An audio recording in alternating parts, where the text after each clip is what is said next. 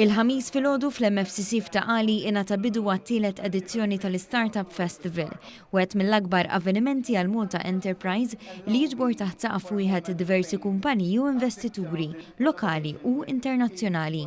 Fil-fatt, aktar minn 50 esebitur qed jesebixxu x-xogħol u l-prodotti tagħhom vitrina ta' talent lokali u internazzjonali, fl-istess ħin li qed jiltaqgħu ma' investituri biex possibilment joħolqu aktar investiment.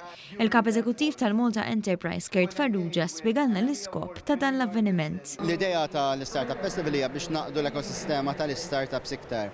U bażikament l-Istartups li qed nattiraw l-Istartups lokali qegħdin jingħaqdu flimkien u jiddiskutu il-varji proposti tagħhom.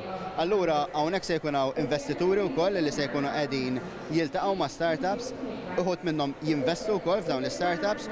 U l-idea finalment hija illi inkomplu niddiversifikaw l-ekonomija ta' pajjiżna. Fl-ewwel jum ta' dan il-festival iltqajna mal-Inġinier David Ċiberras li ħadna lura l-2018 meta beda vjaġġ li llum jista' jsejjaħlu suċċess. Bdejna garax taħt il-flat tiegħi jiena u l-mara, kellna 3 or 4 3D printers dak iż-żmien bl-iskop noħolqu prodotti interessanti u innovattivi.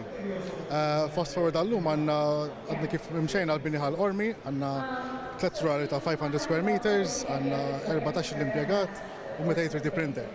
Tkellimna wkoll mal-Managing Director ta' Supercharger Ventures, Patrick Carlson.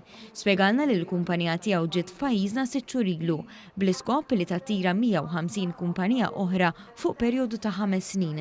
Fl-aħħar ġimgħat ġew l-ewwel 15-il kumpanija u l-ħsibu li wħud minnhom jistabilixxu rwieħhom f'pajjiżna. So my experience in Malta has been really good. I mean, I'm super happy to be here. Everybody's super friendly and we've got a lot of support from Malta Enterprise, of course, which are behind this entire program and the reason why we are here today.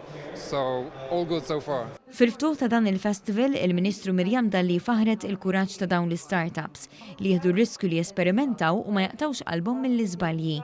Hija tenit l-impenn fl-appoġġ tal-Gvern li jmur lilin mill-aspett finanzjarju u ħabbret ukoll kif tnediet konsultazzjoni għall-stakeholders dwar il-Malta Startup Framework.